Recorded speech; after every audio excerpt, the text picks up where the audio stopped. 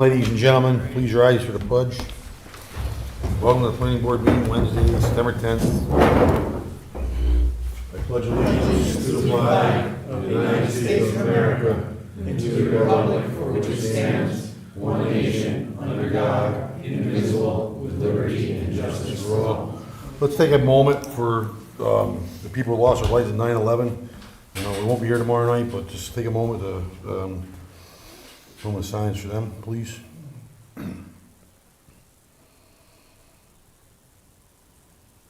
Okay, into our regular meeting. R&R Concrete. Oh, minutes. We're gonna do minutes first. 8/13/25. You need a motion to accept the minutes. So moved. Second. All in favor? As amended. As amended. As amended. So carries. Mr. Chairman, one thing, Yes. just since it's other matters, just want to thank Nina for her leadership while you were out. She did a great job. And also let you know how happy we are you're back, and also make a motion to accept the agenda as now.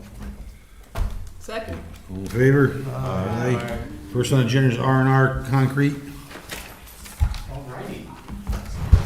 Hello there, everyone. Hi. Bob, good to see you. Yes, we'll try this again. We gonna start dancing after Nah, this? I or- don't quite think so, but we'll see. Next meeting. Yeah, maybe. Perfect. Awesome. Alrighty, so again, Peter Sander from Rennie Engineering, representing R&R Concrete. Rich has presented the project before, but it's essentially an existing concrete batch plant on on Route 22. What they're looking to do is provide a 8 by 40 foot shipping container-esque structure that will move the admixtures, which are used to, you add them into concrete, depending on what you're trying to do. Say, if it's cold out, you might need an admixture so that the concrete sets in cold weather. Or say you're trying to make the concrete a little more runny so you can pump it along through pumps to get to a place that you couldn't traditionally just pour it. That's what these admixtures allow to do. So they change fluidity and various characteristics of the concrete so that you can use it for different applications. So what the applicant is trying to do is move those existing admixtures outside of the existing structure and put them in a separate facility on the north side of the structure. So otherwise, and then what will happen is that those mixtures, they are in containers, the secure containers, and then that gets pumped through the structure into the concrete batch plant, which would be to the south. And so otherwise, there's no other changes for this site plan. This is the third one we've appeared for over the years, over 4 or 5 years. I don't know when we started this. Yeah, it's been a while. So it's just about making the facility as efficient and safe as possible. So we received John Andrews' comments, which we take no exception to any of those, and happy to answer any questions the board may have. John? Okay. The last meeting, my first item, you have the discretion to hold a public hearing or not hold a public hearing. At the last meeting, Paul correctly identified the fact that you wanted to hold determination should you got the additional information. The additional information has been submitted. We would suggest that, and to hear back from Dutchess County. I think we've heard from Dutchess County. It was a matter of local concern. And you have the rest of the information, so you need to make a determination on whether or not to hold a public hearing. It's a type 2 action under seeker. Here again, you were kind of withholding that. We recommend you make a determination that it is type 2 and no further environmental review. They did provide the requested material safety data sheets. There are a couple of them that have various numbers under the NFP hazard diamond labeling criteria, and I would suggest that they be mounted on the container so that emergency responders can be advised. They're relatively low hazard, but I think it's important that they be identified on the containers. And basically, they adjusted and amended their site plan. It appears based on my review of what is in my file and what has been listed as built and a few things from the past, that the submitted plan is now more consistent with the as-built information in our files. And then it's noted here, Dutchess County Department of Planning, local concern with no comments. So basically, you need to determine whether or not it's a type 2 action. That would be first, and then decide whether or not you want to conduct a public hearing. If your answer to both of those is okay, then your last thing would be to authorize preparation of a resolution for your consideration at next meeting. It's your pleasures, ladies and gentlemen. What would you like to do? I think as they indicated, they capture and treat all their runoff. And it's well thought out, and they've been a responsible member of the community. I think we go ahead and prepare the resolution, you know? We don't have to do the seeker nor have the public hearing. I agree. Do we need a motion? We need a motion and a second, and all in favor? Motion to prepare the resolution? Second. All in favor? Aye. Aye. I hate to be the pessimist, Roll but call I need you to do Seeker basically separate. 3 Oh, things. You need sure. to determine it to be a type 2 Okay. action under seeker, Right. not requiring any further environmental review. Yep. You need to make a determination that you are not going to require a public hearing, and then your resolution authorizing, so you could do them all in the same I'd motion. like to make a motion to designate it as a type 2, not requiring Any environmental further review. environmental review. I'd like, and a motion to not have a public hearing, and a motion to prepare a resolution related thereto. Second. All in favor? Aye. So carries, huh? We're done. Excellent. Very cool. Thank you Yeah. thank you so much, everyone. Fox Hollow Timber Harvest. Who's up? Just give me a minute to catch up with you. Okay, that's fine. I'm waiting for the next person, somebody. I don't think there's anyone here No, for okay, that that's this fine. evening. Couple things to note. We did receive the Forester's report. Okay, yes, I did see that. He didn't have any major real concerns. He did ask for some additional information, and he did ask for a complete copy of the 480 tax law program requirements. So I would ask that you empower Judy to have that material sent to him. We did also receive a last-minute addition. I've never seen one of these before. It was an email from DEC basically saying, there's no bog turtle concerns and you're not gonna likely to have an impact on wetlands, but our official letter is not yet ready, but please accept this email as proof of that fact. Wow. So that kind of answers one of the Forester's concerns.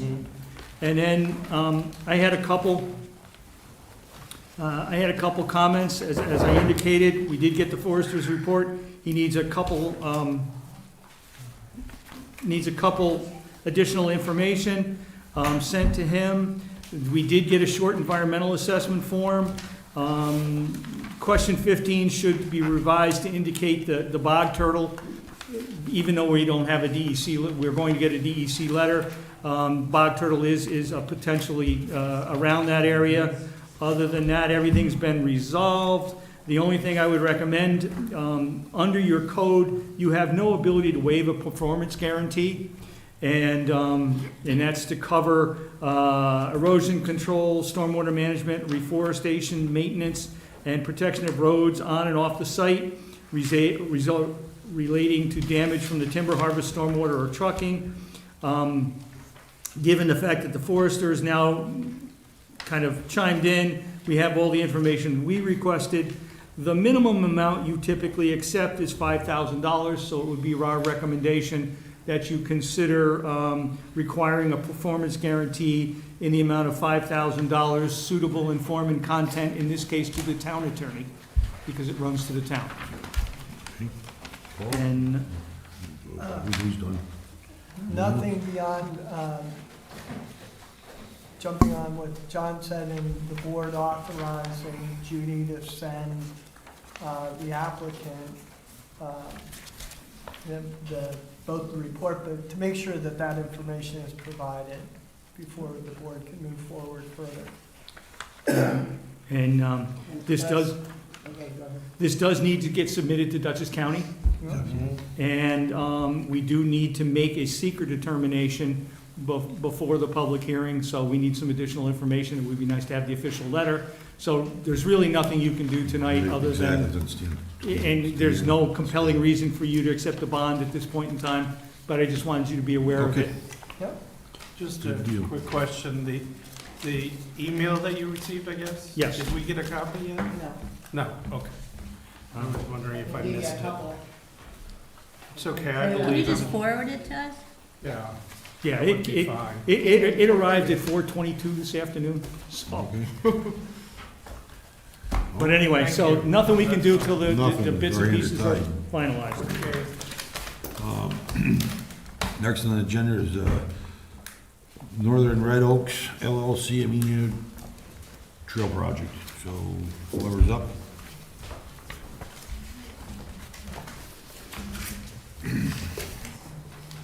Good evening. Hi, my name's Lauren Zane. I'm the representative from Northern Red Oak Trails Project. I know we've been here before and explained the project to you. The idea is to put around 10 to 12 miles of mountain biking and hiking trails on 3 proper parcels that we've bought. You can see in the map above, that's the parcel that comes up from Old Route 22.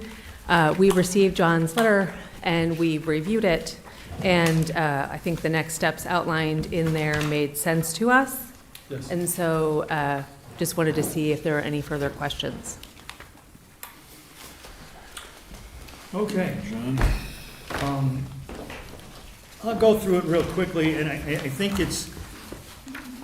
this project is in the suburban residential zoning district, the rural agricultural zoning district, and portions of the parcels are in the scenic protection overlay, the stream corridor overlay, and both the primary valley, bottom, and upland aquifer. So it's in just about everything. It does involve 3 tax parcels, 2 of which were acquired from Levin, and 1 was separate. The 2 parcels that were acquired from Levin are in Agricultural District 21, and those 2 parcels are also encumbered by a conservation easement held by Dutchess Land Conservancy. Can you say that last part again, John? Sorry. Back up and just say that last part again. The 2 parcels that they acquired from Levin, which are the back half of that, the right-hand side of this map, Gotcha. they are in Agricultural District 21, so they're ag properties.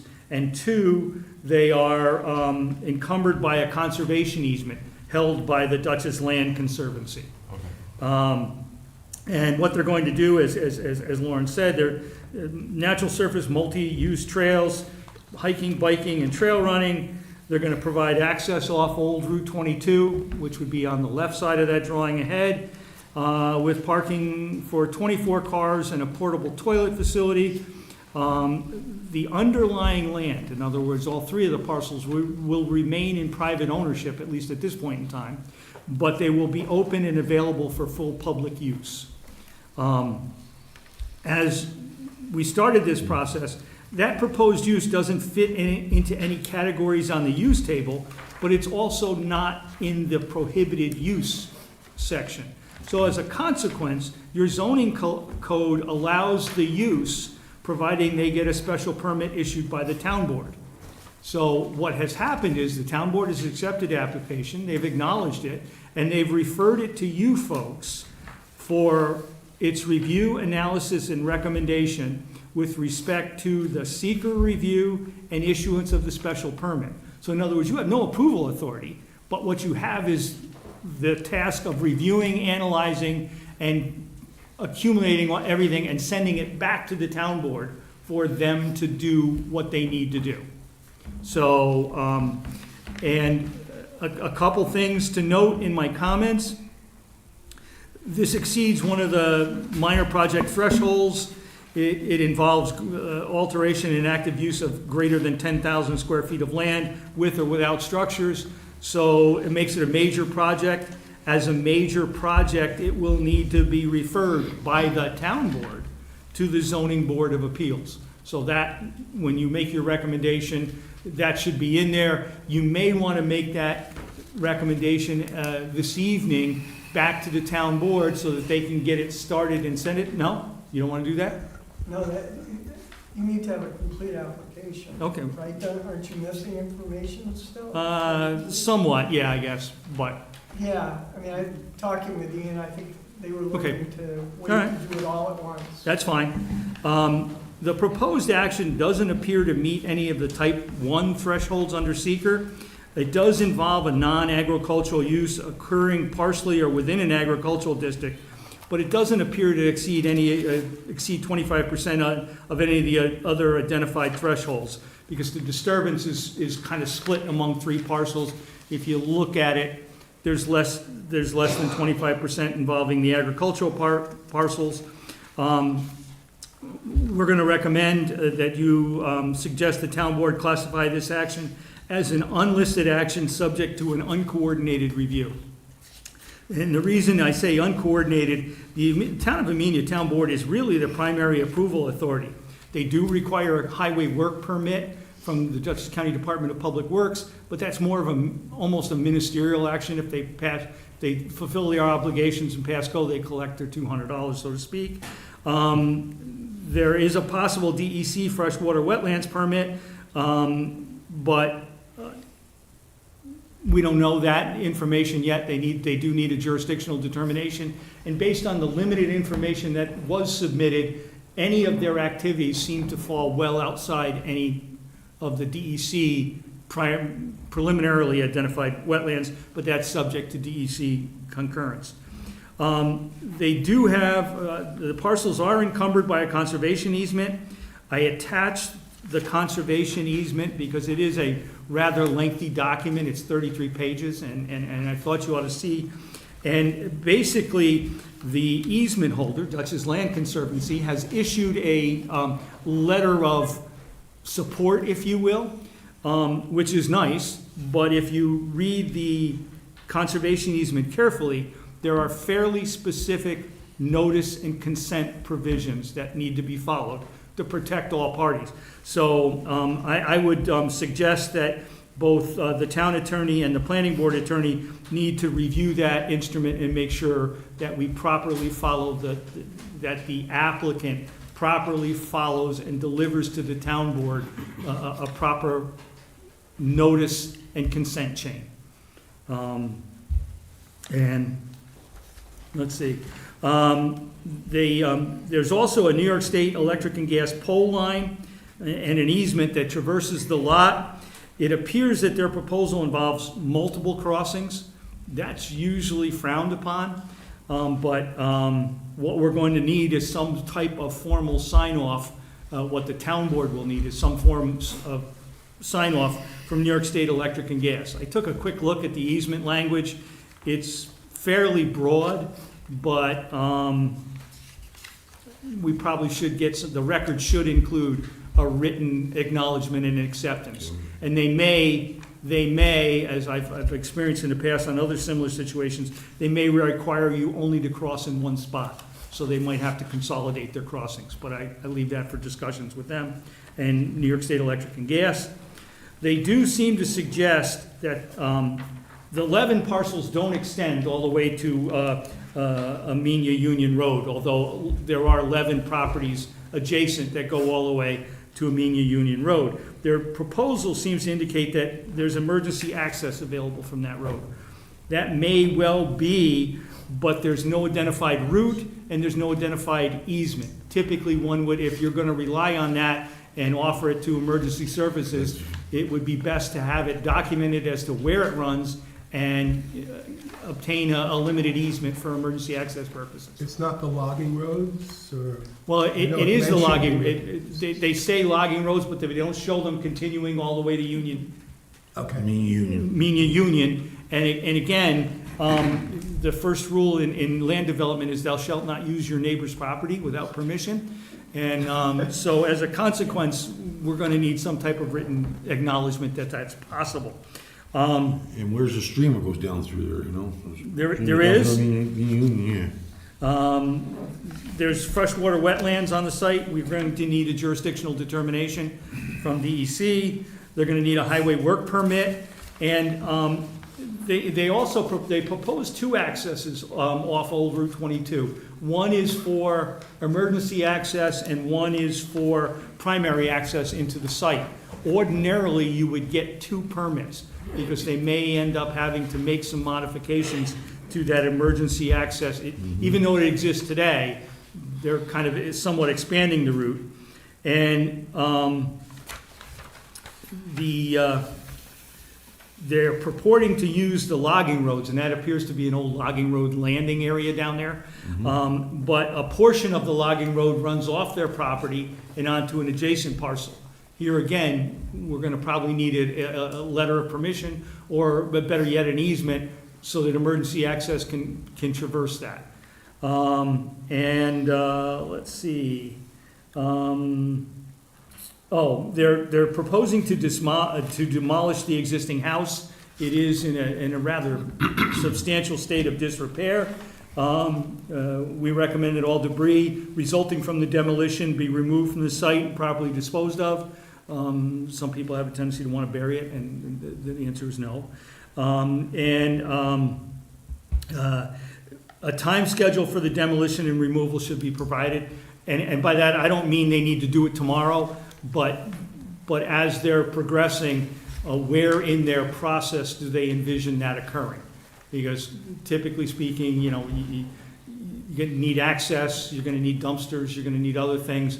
So at some point in the process, but again, that doesn't have to be the first, and it doesn't have to be before they do anything else, but we just need to see where it falls in the process.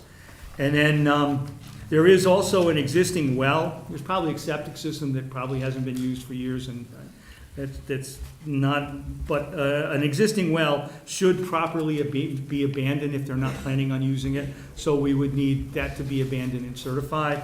And then lastly, they have a pretty detailed plan. They're proposing a number of trails, number of differing types trails, a number of differing type activities to be on those trails. And we really need some of the details. In other words, what's the parking lot going to look like? Well, how are they going to delineate parking spaces? Where on these sites do they envision having it cross wetlands? Where on this site do they envision having to do a few other things?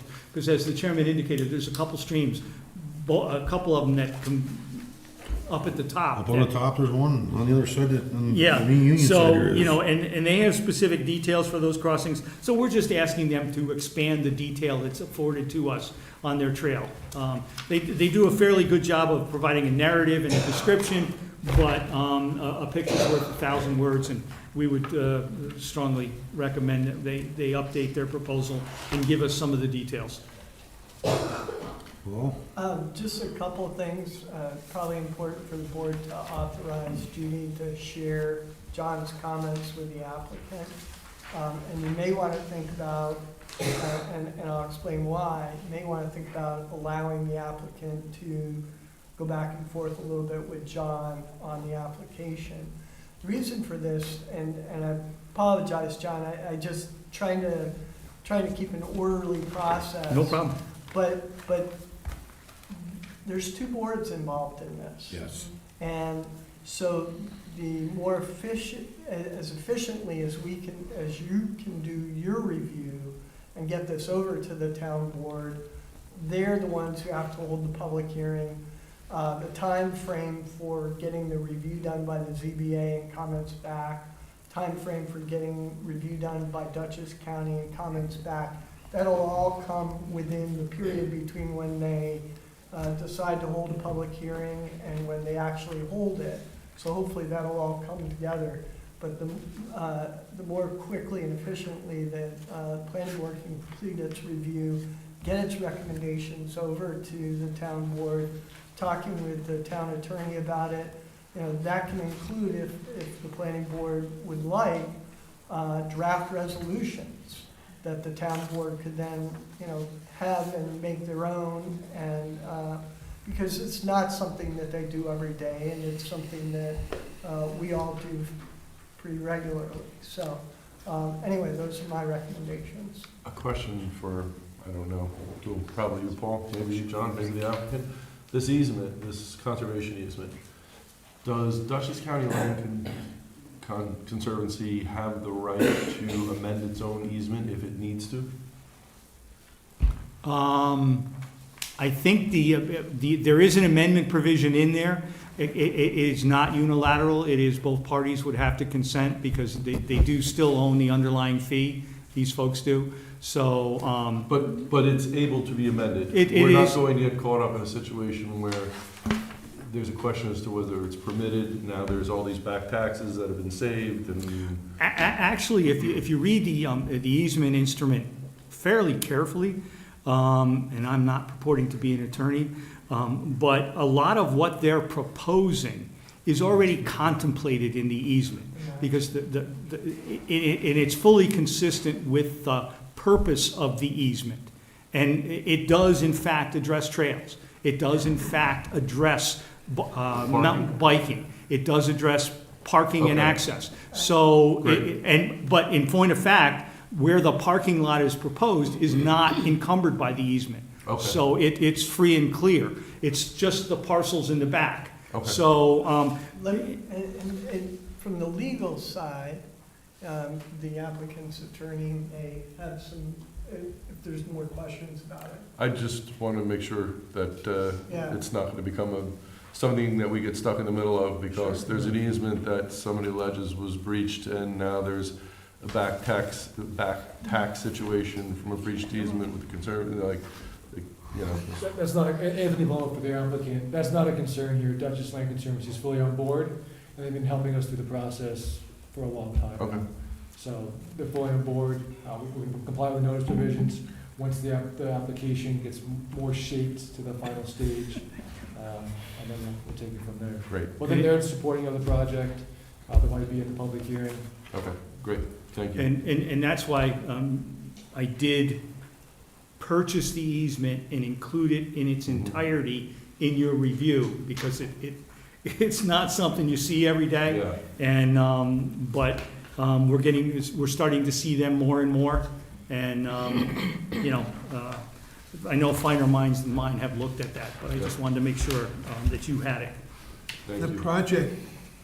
their project more than meets what the Conservancy sought in the easement and the terms of it.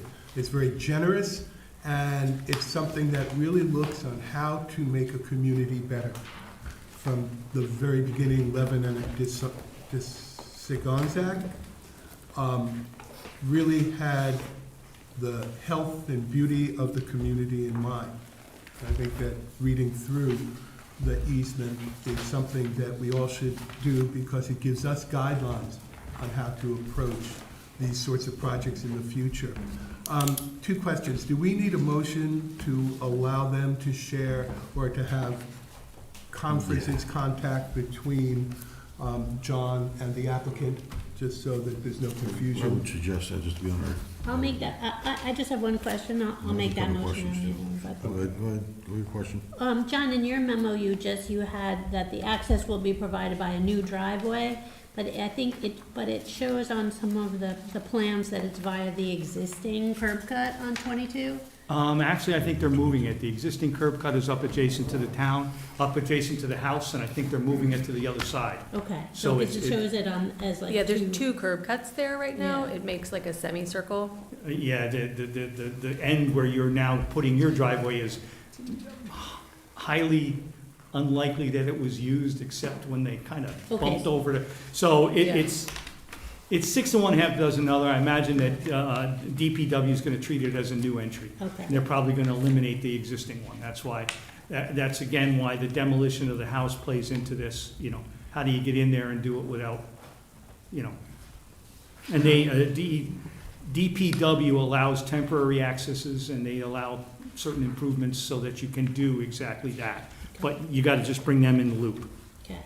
My second question was, I remember reading somewhere that the house that was going to be demolished. There wasn't, it could possibly be historic, or there was some uncertainty as to whether it was historic. Did I make, am I conflating? I hardly doubt it. Okay, I read it was inhabitable, It's and inhabitable. I it see. was, I'll put it this way, when I was fire chief, I saved it from burning down. they should have made it easy on them. There's actually a letter from me in the record recommending that it be demolished. Okay. And Mike Segelkin, the building inspector, and myself did a pretty thorough inspection without venturing too far inside because we both valued our life. Armenia's insured. Not for much. I think, even though it's old, I don't think we couldn't Okay. find any historic record that indicated it needed to be preserved. The question I have is, are the trails gonna be handicap accessible? That's a good question. And being part of the emergency services, which I've been for 40-some years, in Wausau, and former fire chief, access for us to get there. We don't have an ATV or UTV or any of that stuff, so I don't know if you can provide us with one, or however that's gonna work, I don't know, but something we have to discuss. Yeah, And I think it's very important information, yeah. so, Yeah, that comes- it's very important. On handicap accessibility, I'll need to check with our trail builders and the law on what exactly is required before I give a firm answer to that one. Okay, On the emergency access, we have already spoken to Tim Yep, and I- suggested that we'd be interested in helping to support the acquisition of a okay, UTV, that's fine. and also a Stokes basket, which is a Yep, that's stretcher good. on wheels. Yep, We also have talked to a number of other trails about best practices, things that we can do to be helpful to you. So ensuring you always have the fire department always has the latest trail maps. yes. Bringing fire department folks who are interested out onto the property to see where all the trails are. So we want to do, safety is one of our Yes, biggest I'm 100%. things that we want to make sure we want to do. So we'll do, we're open to ideas and thoughts on making sure we make it safe. Okay, sounds good. Can I add to that? Hi, Lauren. Hi. Anybody who lives in Armenia may know that cell service is limited in most places. I imagine that on a trail somewhere on a hill, you may or may not have cell service. So I don't know if we're considering that, walking around to see if your cell phone might work for an emergency call, or whether we can plant some sort of emergency post or kiosk somewhere we can call emergency services even without cell service. Yeah, it's something that we've been talking about, what the best solution is. So there's spotty cell service on the mountain when we've been out there. I think maybe Verizon is like the one that you can kind of get at the top if you're lucky. But let us come back as part of our return with a clear answer on how we'll do that. Thank you. Thank you. And of course, I got access to the other side, on the Mean Union side. I'm very familiar with the property, because I used to ride my snowmobile up through there years back, so. On the other side, you gotta get access across the stream. So I don't know how you plan on making all that happen on the other side. There used to be a bridge back there, an old farm bridge back in the Yeah. day, but I don't know if it's still there or not, I couldn't tell you, but. Yeah, we do have an easement for emergency access to that area, so we can provide that information to you Okay. before our next round. The stream, I'm gonna have to come back to you on Yeah. that, because that may require us to build something, which is something our trail builder could do. Right.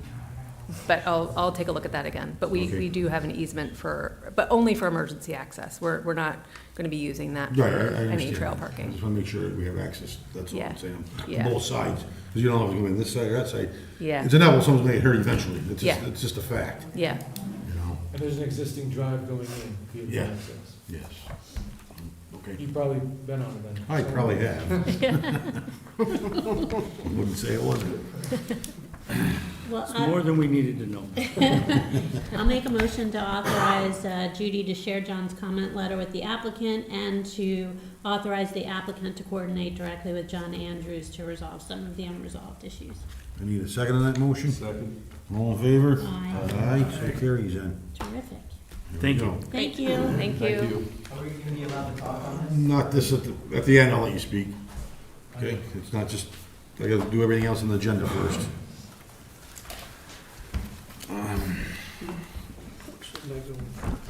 10 Mile River, 14 Main Street, Wassaic. Table, 10 Mile River table. Anybody? Yeah, I think for this one, John and I are in accord, and I also spoke to the town attorney on the way down. On this had originally come to the planning board, and we had identified the potential that, this is a project that's already been undertaken. It was undertaken without a building permit. It does not have a certificate to operate as far as we're aware at this point, and is operating. But there was basically a porch that was built out onto the sidewalk. And the question arose as to whether that was town land and whether there was an encroachment onto the town land where the town would either need to be the applicant or the property owner would need to get permission from the town to allow that to remain. My understanding from the town attorney is that the town board authorized him to reach an agreement with our applicant that would allow the encroachment to remain on the sidewalk, and that the terms of that had been discussed and some accommodation made. And as far as the town attorney is concerned, that is still what he's been directed to obtain from the town board. In the midst of this, the applicant has come forward with a new survey that purports to show that the encroachment issue is not an encroachment issue. And in talking with the town attorney today and also talking with John, that's not a closed issue. So, our recommendation with respect to the encroachment was that the planning board really ought not to do any further review of the project until that's resolved to the satisfaction of the town board. And then secondly, the other question that we had raised back in February was whether or not this moving forward onto the sidewalk was also something that affected the front yard setback and would have required an area variance had the process gone through in the first place. So I sent out again email to Mike Singleton yesterday, and so that I think is another issue that needs to be resolved. I have a few, if I may piggyback on what Paul has submitted. This application is one of the most disjointed ones I've ever worked on. But basically what this is, it's a minor project. It requires site plan approval because it was a change in use. It was a residential house, it was vacant for a while, and now they wanted to put a retail facility in there. The retail facility that they wished to put in was permitted in the zone, subject to site plan approval by the planning board. In addition, they are making facade modifications within the historic district, and therefore required site plan approval. So for two reasons, you needed site plan approval. I issued a letter back in February of 2025. Paul captured the most salient point, and in best I can tell, and I've had similar discussions with the town attorney, nothing's been resolved. The town board matter is still open. Now we have an updated survey, same surveyor, same deed references and everything, but he's decided that the property line along the roadside is now different. And it's not clear, upon that, the facts that he bases that. He makes some references to road by use and all sorts of other things, but it's still not clear, and I think in the town attorney's mind, he'd rather complete the negotiated process they did, rendering this moot, but we'll see where that goes. Couple other additional open matters. If you may recall, the applicant wants to abandon the existing wastewater disposal system and the water system, rendering it basically a facility without water and sewer. We had a long conversation, the applicant and myself, with the Board of Health that was authorized by this board back then. The Board of Health basically says, hey, look, since it's not a restaurant or something else that we're involved in, we don't care. So as long as he can get a building permit and satisfy the building inspector, basically, we're out of it from the Board of Health standpoint. What we had suggested is the applicant said, okay, well, I own a couple of surrounding properties, I'll make my adjacent property, the Lantern Inn, available for water and sewer. Okay, here again, there would need to be a written agreement suitable in form and content to your attorney to make that happen. Other than that, there's no guarantee that it's always going to be readily available. And then, as But Paul John, we're not requiring that. We're just telling them you should do that. We're not requiring it. well, technically speaking, the way your code is written, you can't approve an occupancy without water and sewer. So they need to somehow demonstrate that they have the ability to use, that they have reasonable restroom facilities. Even a commercial occupancy can't be approved without, That's correct. okay. And But it's a for the- simple agreement. For those of you that went through this, we had R&R Concrete. Some of you may remember R&R Concrete was trying to establish their use without it, and we granted them a limited ability to use porta potties during construction that had to be converted to once the building was done, and that's part of your code. So this is a similar situation, sir. Okay. And then, as Paul indicated, there was a couple zoning issues as well. And I don't think we ever followed through. This does need to go to Dutchess County. It's within 500 feet of a county road. Not the front yard, but the rear Back yard. areas. And, there's a couple other things. So they never finished the process. And so to finish the process, step one is to satisfy the town board and then walk our way through the rest of the process. So it's still an open issue as far as I can tell. Okay, I have, if you go and see what was done to that building, the town looks better for it. The building looks better for it, and it brings people into the business that weren't in the town before, which brings people into the bakery, which brings people into the Lantern. I'm always hearing how difficult we make it to develop in our town. What recommendation can we make to make this easy for the applicant, to make it within our code, and to do it in a way that is quick, so that we can encourage people and show that we are looking to make the town better? I know we have to uphold the code, but this is a type of situation where the work is already done and it's enhanced the environment.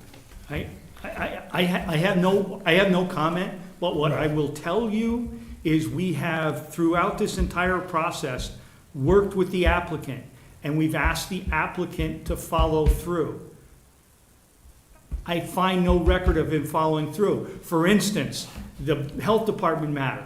We all agreed on that call, and it's in the record, that he would reach out to Paul and get the form of an agreement. Never did it. Let me make a suggestion. We know the applicant is going to be doing development in the future. We know that. That's the primary business. So we issue a letter saying, we are going, whatever the terms we come to, and we say, however, our experience in the project showed that you had callous disregard for our previous communication, and therefore that will influence on all future decisions if we can, or we give some kind of, I mean, you're all smiling, but Well, I guess the thing that I would offer is we have a whole bunch of applicants that come to the planning board. And they all generally follow the process. And out of fairness to them as well, this fellow regarding the encroachment, the town board has given him an option The town attorney has negotiated that option with him. And he is not, the town attorney said, all he's got to do is accept it, and that takes care of that issue, right? So, here's a fellow who didn't get a building permit, is operating without a certificate of occupancy, has walked away from the table in discussions with the town board, and hasn't provided the information that's been requested of him. I absolutely hear you, and I'm all for downtown revitalization, okay? But, he's got to come to the table and work with the town. So, I don't think it's So on how the do you planning su- board at this point. How do you suggest we arrange to have that done quickly and easily? That's up to the applicant. Yeah, It's real simple. So what is the ultimate conclusion if an applicant never comes to the table? that's up to the town, in terms of enforcement of its zoning laws. Are there any penalties or fees or fines of any kind for? The this type zoning of- law provides for both penalties, fines, civil and criminal process. You can also issue a cease and desist order. So, Is that, so who That's who not did, the- who that's who not then the- has the authorization to issue those penalties and fines? That starts with the code enforcement Yeah. officer and with the town attorney. so in fact, at the moment, for us, there is nothing we can do. There's nothing, That's nothing really for us it. to do. Yeah. And it's not a matter for this board at the moment. and I would suggest to you that the way this was heading, if the applicant had continued to pursue things, we were in a position quite a while ago, and I think Nina would suggest it, we could have approved this relatively quickly, Oh, yeah. because it wasn't a big deal. And we were all trying to figure out the quickest path to get him through this. Right. Sure. And so I don't know what more we could have done, except do it for him, but I can't agree, I can't agree on his behalf, it's not my money. Yeah. And It's certainly not trying to penalize the fellow. It's just really trying to have the information that the board needs. The planning board can't act, if this is on town land. And so, the things that he can do is he can get his agreement in place with the town and resolve that encroachment issue or potential encroachment issue. We can make sure that Mike advises whether or not there's a need for an area variance. Maybe there isn't. Once all that happens and he gives us the information, it can be back on the agenda and you guys can do it as I am quickly not as that way. suggesting that we overlook the violations. Yeah, I'm not suggesting that we say, okay, look, bad. yeah, I'm just looking to make sure that we find the easiest way to get to yes, our best alternative to a negotiated agreement. yeah. Can we have, just to make it clear, and I'm sure we've done this in the past, so I don't need to hear we've done that already, send a letter saying, this is what needs to be done, 1, 2, 3. But that's not our purview, right? It's. Oh, we At the can, moment. these are It's the already been issues. informed, right? In order for it to come back to the board, we could send him an email and say, this issue of the encroachment needs to be resolved with the town board. Once that's resolved, that can come back, it can come back onto the planning board's agenda. We can find out from Mike with certainty whether or not there's area variance required. And if he needs an area variance, then he has to go to the ZBA. If he doesn't, and he gets the encroachment issue resolved and provides this little bit of information that's left for the planning board, you all can take it on and get her done. Well, I suggest we do that, send him something saying, this is what we need to move ahead. We can do that if you'd like. We just need to be authorized to do it. We'll put together Need a an email, motion? Need a sets forth the motion? steps, resends my memo, and go from there. Not the first time we've done that, and Okay. so as long as you folks authorize it, we can do it. I'll make that motion. I just have a quick question. Go ahead. Back to the encroachment really quickly. From the pictures, it's unclear to me whether or not the encroachment is is affecting the walkway to such an extent that there may be a safety issue or may be in violation of ADA compliance? Does anybody know? Off the top of my head, I don't think it does, but the survey has changed so many times, I can't answer that question without some additional information. Yeah. I don't believe So- it's ADA compliant. Well, my concern, of course, is there, They- in that, in I West walk by it every day. the sidewalks are already very narrow. I know. They're already very narrow. If there's an issue with, a handicapped person or disabled person using a wheelchair or a person who's blind, they can't see, hitting that encroachment, I do think that we should seriously, or whoever the town board, seriously consider revisiting that as a potential liability for the town. I think that, I think if I remember correctly, the full width of the sidewalk, in other words, it doesn't jut out on, the full width of whatever sidewalk is there is available, because there was a little bump in, so that the porch kind of just extends into the little grass area. There was about a foot and a half of grass between the front of the building Correct. and the sidewalk. So I think the full 4-foot sidewalk is there and unencumbered. 4 foot is not ideal, but it meets the handicap requirements for a straight-through sidewalk, so, but I will make sure when I talk with Ian and we put this together that we can do that. Thank you.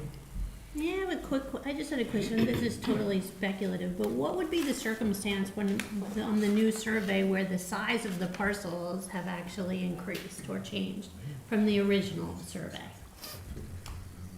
The best I can tell from my look at those, the reasons the parcels increased is because the front property line that runs along the road has changed. So in other words, it went, the original survey showed the front of the building being 1 foot over the property line. Right. It now shows it being 2 foot inside the property line. So they added a full frontage. They added probably, and I think that it went up less than 0.05 of an acre, something of that order of magnitude, maybe 600. I think it went from 0.97 to 0.10. So I think it was simply a function of the front property line being modified. Okay. Okay. Thank you. It's an interesting concept how it changes. You get more. Yeah. Now, So there's a motion made to send a letter. You mean a second on to it? Second. All in favor? Aye. Aye, I'm in favor, going out. So carries then. You're gonna- Sorry, you're gonna have to excuse me for a minute. Okay. Oh, yeah, excuse me. So that's where we're at with that. We're moving on to the next on the agenda, I guess.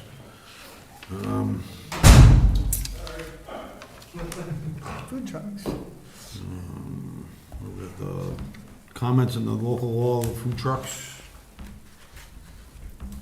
Where are we at with that? And I haven't been on, we're following by email, that's about it, but. Food trucks. Food trucks. What were We'd discussing? originally submitted some comments, about, I don't know, back in February, Right. and then some of those got incorporated, and then we resubmitted some comments that hadn't been incorporated. I think the most recent version from me and from Walter, I don't know if anybody else had made comments on those. But we sent those to Paul, and then Paul, Sent them you, okay, in June, yeah, to Ian. because the it new was- ones. The new ones. When would that be, from August, those comments? No, nothing Those has haven't happened with gone those. back, okay. Yep, So, how are we doing that? Should we just send them all to Judy? Judy, you're gonna send them to the town board? Do you wanna compile them or no? I don't need to, I mean, I think it's up to you all in terms of whether you want them from individual members or you want them into one document, however you'd like. It's the board's preference. What would you all like to do? It feels like it's fine to send as individual members, Yeah. more efficient. Okay, so we should submit them to Judy? Judy, you'll package them and send them to the town board? Yeah, because they have a public hearing scheduled for the 18th. Yeah. That's right. So, Okay. Anything else we need to discuss about it? Seeing that, we're moving on to the next then. Planning board processes. Yeah, there you go. Review Same and thing. procedure, local law, planning board procedures. It's open for discussion, ladies and gentlemen. You wanna go over your comments, or? My comments, Yeah, sure. we'll go that way, we'll start, Yeah. we'll start with Walter.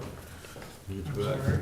We're going over the local But you're not here. proposal and laws for the planning board and procedures. And we'll start with you, if you have any comments. I did not bring them, so Okay. I don't remember, sorry. Okay, that's okay. Next. I have them on my computer if you want me to pull it up. The only thing I was concerned really about was that during daylight hours, that was my major concern. This is, I'm sorry, food trucks, right? No, No, we're past them. Food trucks, you need to send them Planning board directly to procedure. Judy, and then Yeah. Judy will package it. I did. Oh, Okay, you're good with that. Okay, I'm so sorry. Yeah, that's What are we okay. talking about? then? We're talking about the planning board, Oh, local laws and planning board procedures.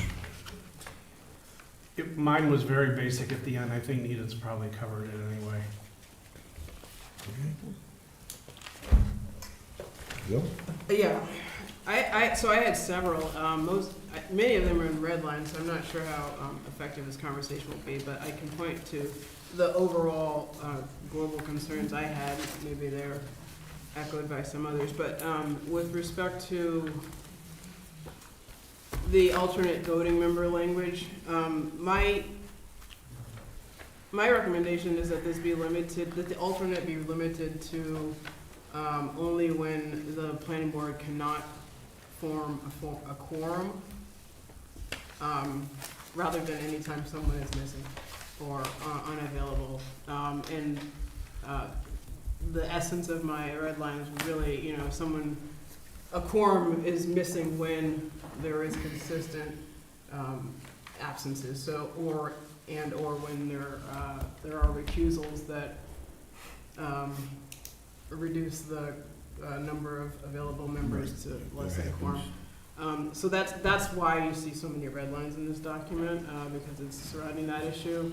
A couple of other things I had here. One was related to the shift from the number of total absences in the year from 8 to 5. I thought that was a very large and drastic change. It seems unrealistic, given the number of meetings that we have throughout the year. Perhaps a smaller shift if we're going to move that way, from 8 to 7 perhaps, not 8 to 5.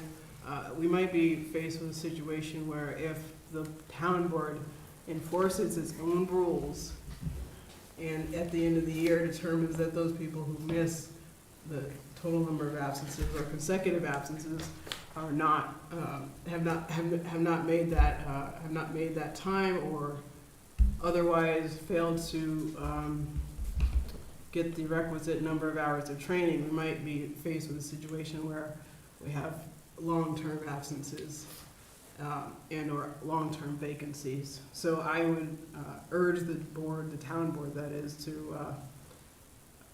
not make such a drastic shift.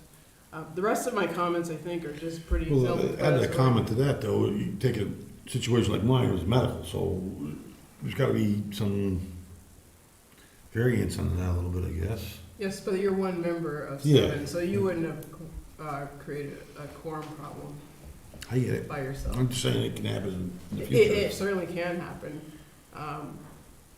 But anyway, I do think my comments in red line, I think, speak for themselves otherwise.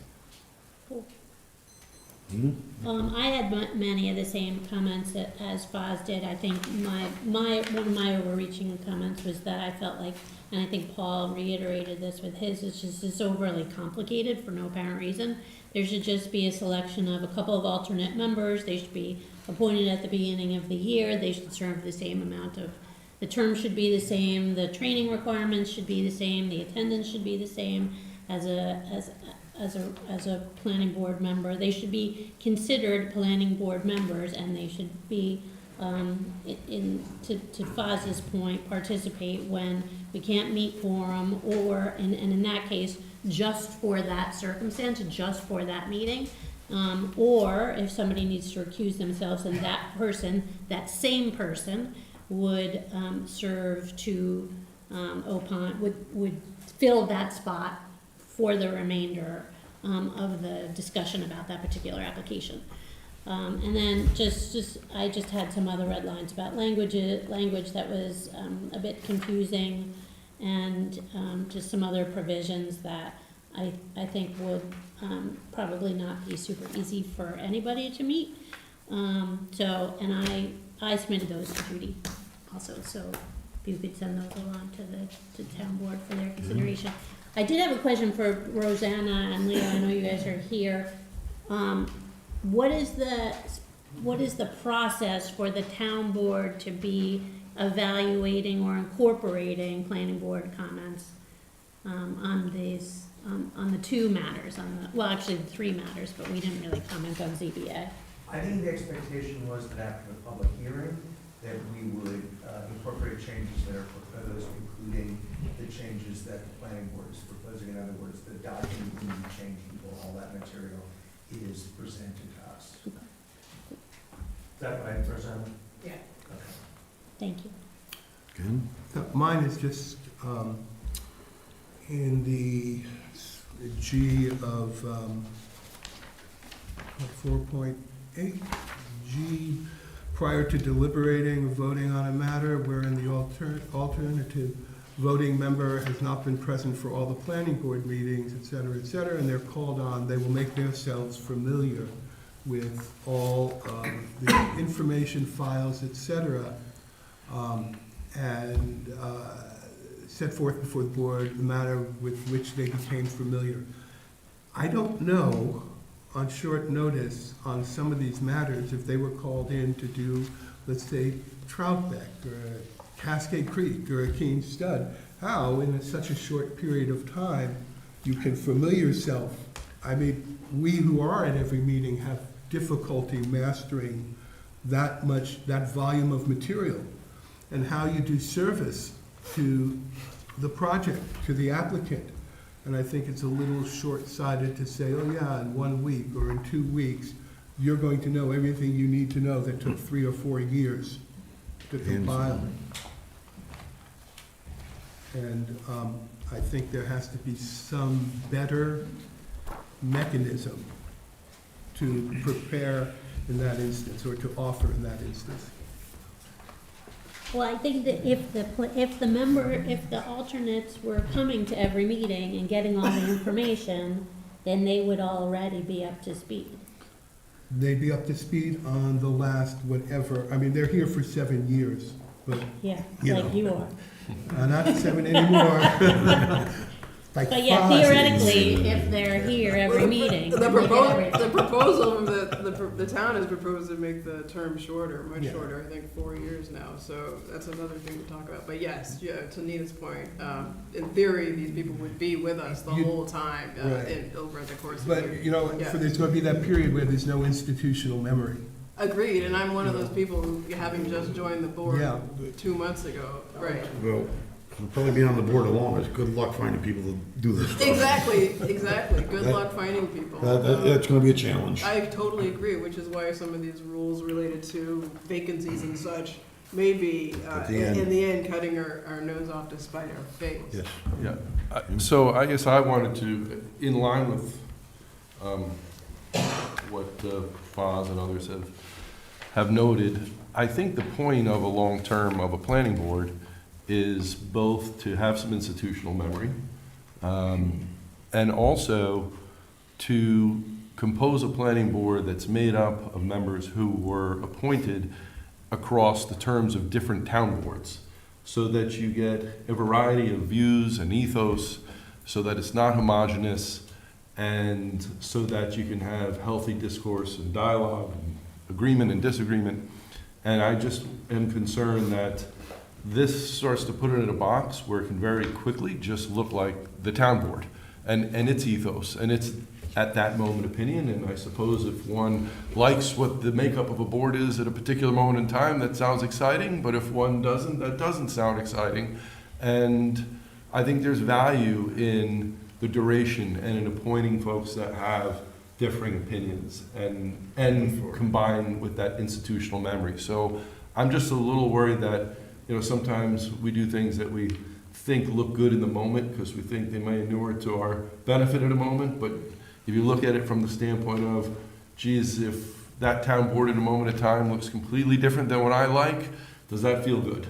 And that creates discord in a town, and just, and I just worry about that. So it's the same essential point that these guys are making, but maybe a little color around the concern. And Paul, can you, New York State law requires that if you have a 7-member board, then you have to have staggered terms, so that's one person joining and leaving on that cycle. So if the proposal was to reduce the number of members, to reduce the number of years of service to 4, how does that correspond with sort of cycling in and out off the board? I'm not sure, to be honest with you, how to answer that. I mean, I think, and this, similar to your own comments, I do like the idea, and I've seen it with other boards. I think the idea of having alternates come on for a specific term, and obviously it needs to be, consistent with New York State law, but and having them be part of the planning board, I think that adds value, and I think it avoids the issue of them needing to come up to speed. And I think if these are all staggered terms, I agree with Jamie. I think it really makes sense, because then the planning board is supposed to be independent. And if you have those staggered terms, you're improving the integrity of the board by making sure that, from the community's perspective, the planning board is reflective of the community regardless of any given town board. And I think, avoiding the kind of the complicated nature of the draft law that would bring in people just for certain projects.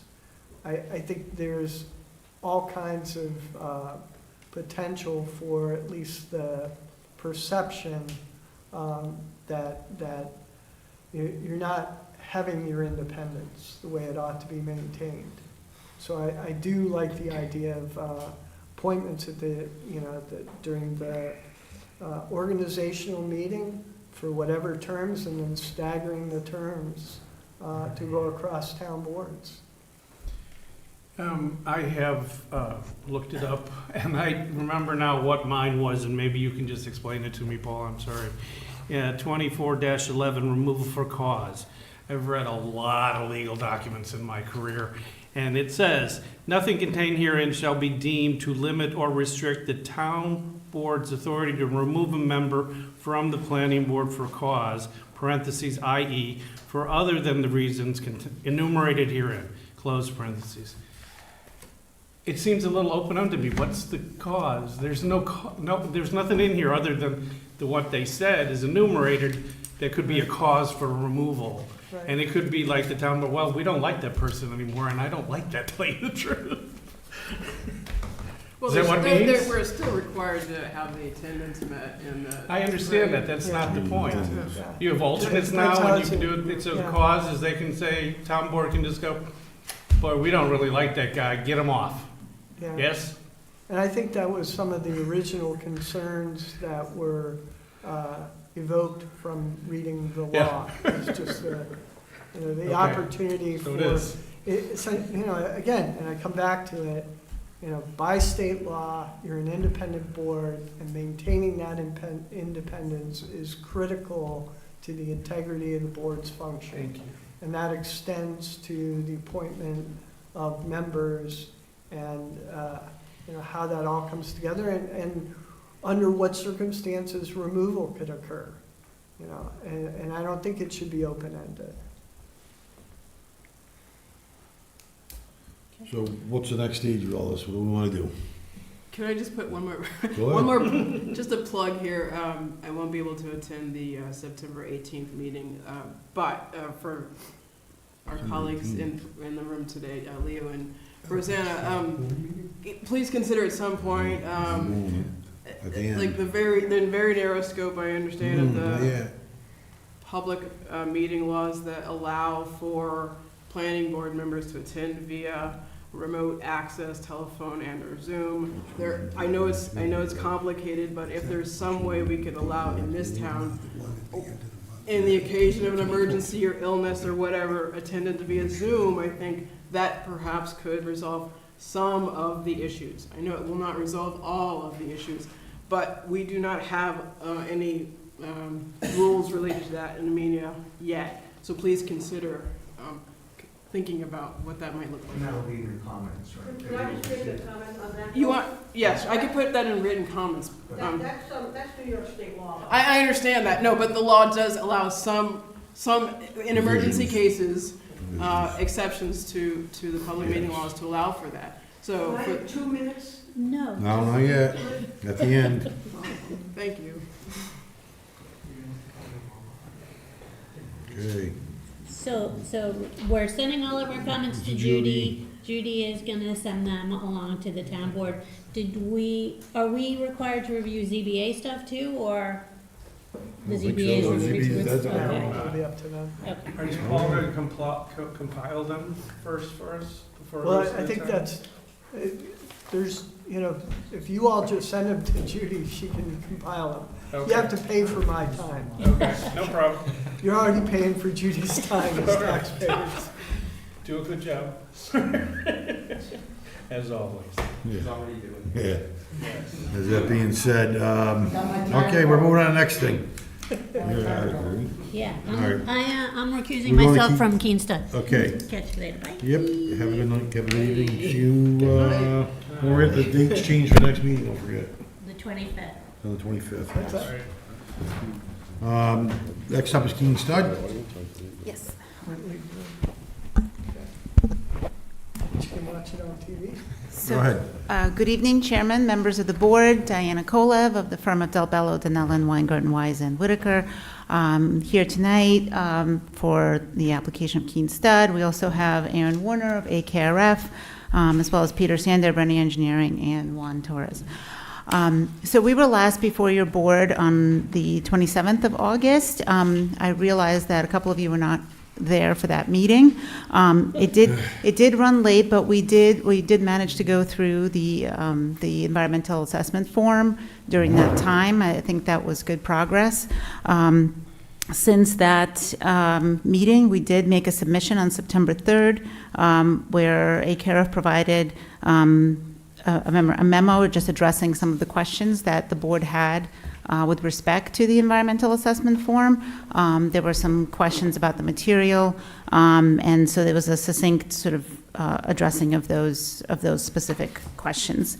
As you probably also know, we did submit a scoping document as well back in August. So between the July submission that was made, which was a pretty substantial submission with all of the materials going back, multiple years, and as well as all these supplemental submissions, we believe that you now have the information that you need to be able to make a determination under SECRA, and we urge you to do that tonight. So. John? Okay, I don't know where to begin, but Good, John. the last meeting, we ended up, we had kind of gone through just about all the EAF sections. Paul is now handing out this is what Paul had prepared before that last meeting. And I think where we ended up, Thank Mr. you, Chairman, sir. is I think there was a couple minor changes. Okay. But for the most part, we settled on the areas that we believed were the most significant. Okay. And I don't know whether you want me to go through this quickly, starting with number one? Yes, please. Okay. So, number one deals with impact on land. Will the action involve construction on or physical alteration of the land surfaces of the proposed site? The simple answer is yes. Paul has prepared some stuff, and basically, based on my notes from that last meeting, we didn't identify any substantial environmental impact, any moderate to large impact in that category. And you should stop with each one and make sure that the board is with you, because at the last meeting, we kind of walked them through it. And, you know, at this point, the board may have, it's their document. Right, so I guess what I'm saying is, we didn't identify anything at that time. Right. Does anyone have any amendments, any questions, or any modifications that should be made to this, to number one? No. Okay, Okay, here you go. moving along. Number Could two, we just take a minute for me to each one? Won't be doing this again. I'm sorry, Thank you. did I do something? No, no, I just need a little more time to finish. He's going, he's reading himself. Okay, thank you. Now we're on number two. Okay, number two, impact on geological features. Based on the EAF Part 1, that was checked no. And I don't think there, again, any questions, comments, or modifications? Okay, Yeah, I don't see any. all right. Number three, impacts on surface water.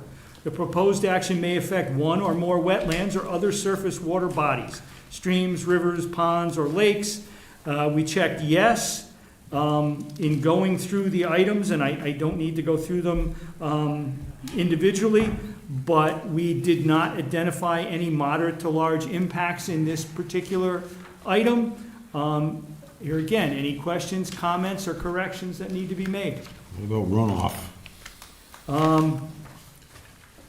Which one, Mr. Chairman, please?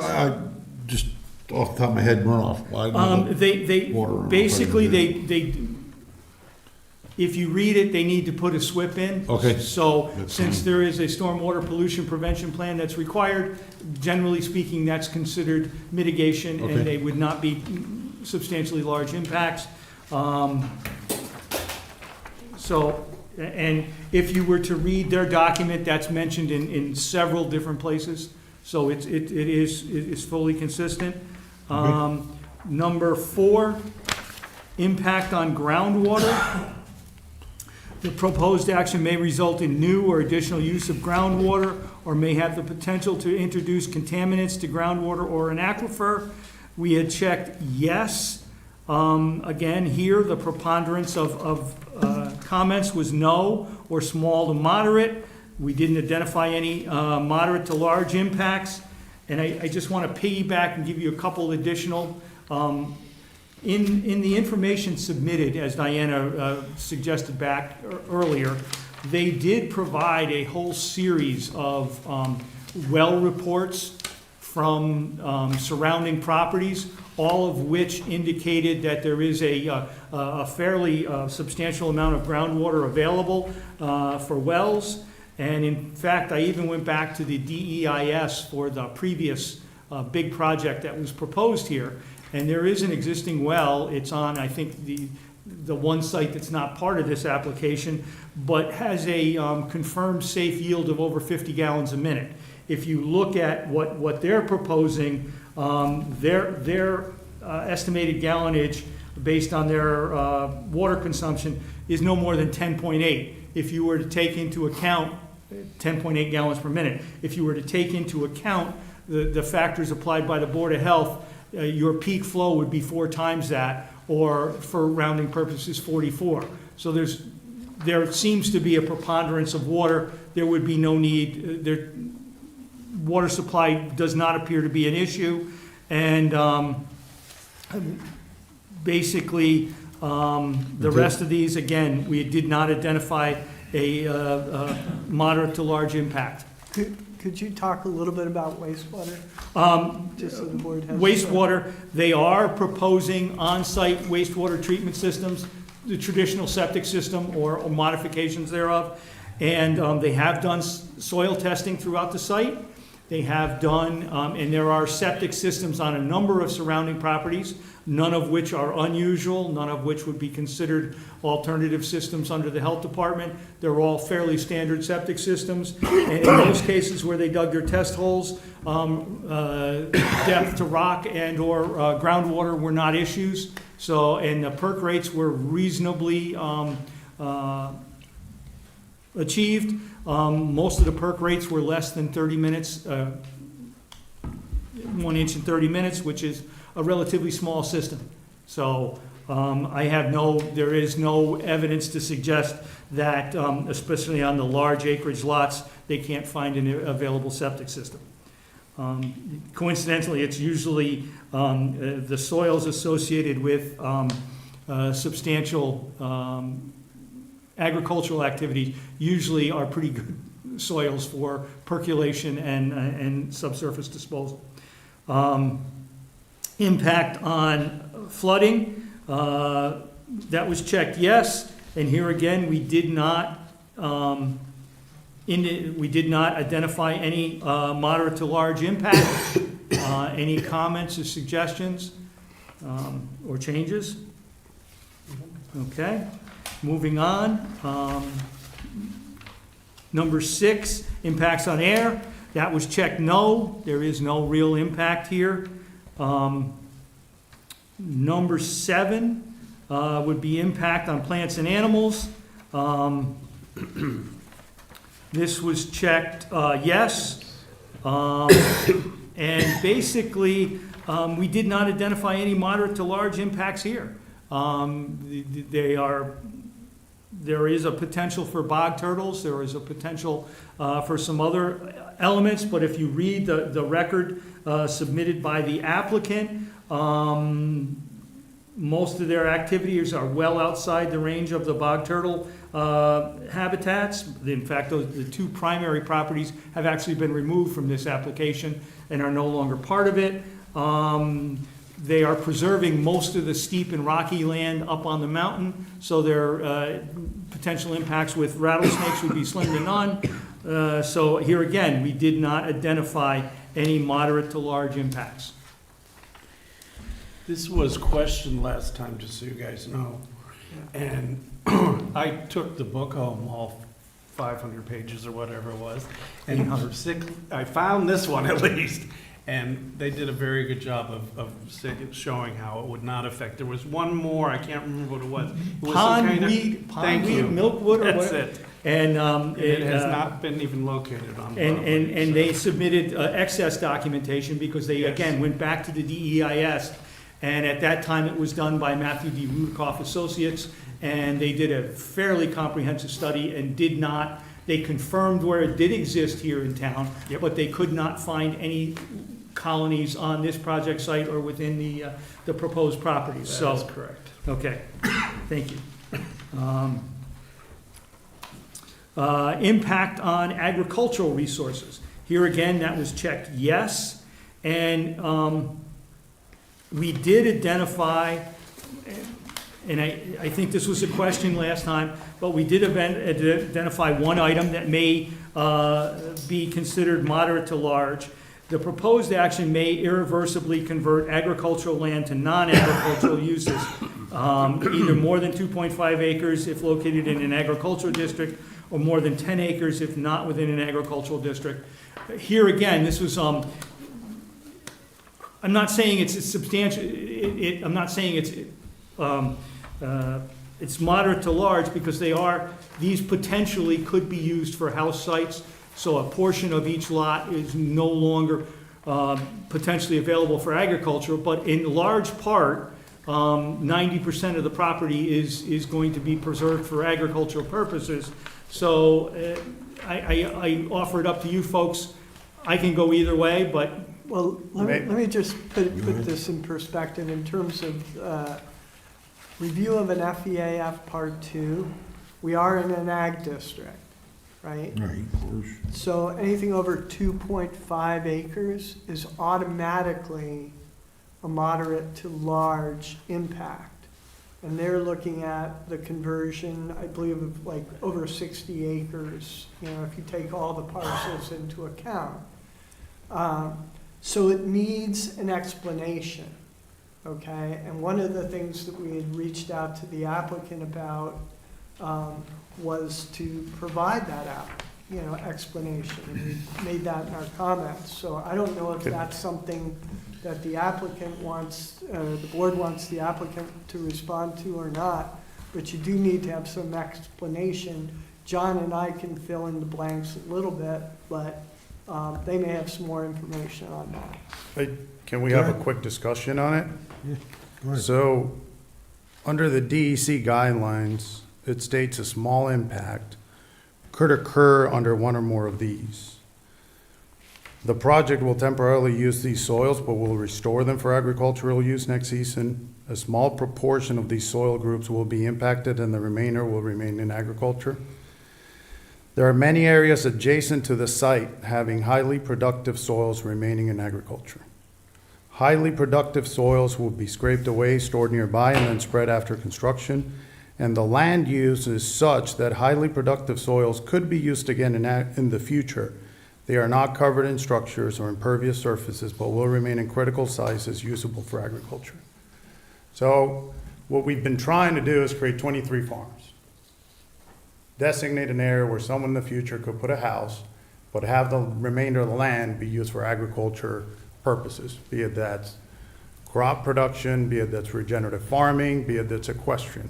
They're all agriculture uses. We believe that, one, there are many areas adjacent to the site having highly productive soils remaining in agriculture. The town of Amenia has 27,000 acres.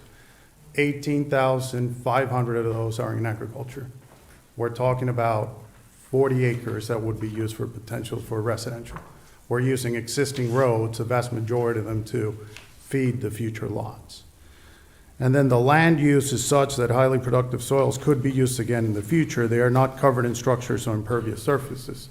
The way we've laid out things would allow, similar to after listening to the board and protecting the big fields and everything else, would allow agriculture in the future. It would not impede agriculture uses to be done in a lot of these lots.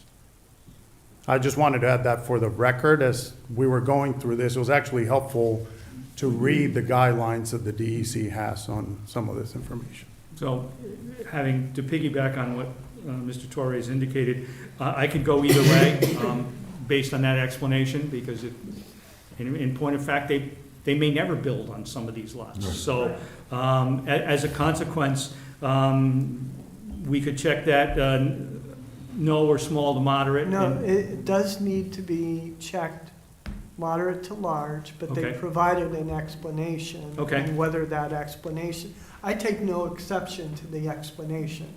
And if you keep in mind the fact that the vast majority of this very large project site is going to be maintained as open space that is potentially available for agricultural use, and you take that balance, I think that's part of the equation as well. Makes So- sense. Okay, so we'll keep it checked yes, and we'll say the explanation provided in the record by the applicant is sufficient. Yeah, so there's no significant adverse impact. Okay. Okay.